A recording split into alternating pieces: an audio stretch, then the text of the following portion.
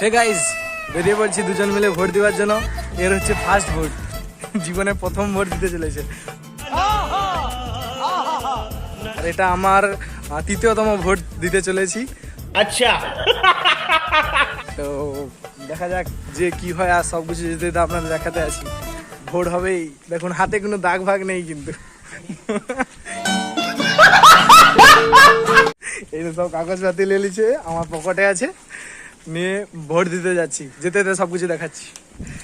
দেখুন দাদা ভোট দিতে যাবে, তাই বাইক ধোয়াচ্ছে। দাদা আমাদেরকে বাইকে নিয়ে যাবে?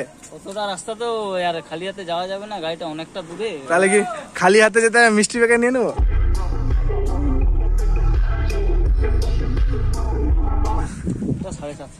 750। দাদা বলছে 750 নেবে।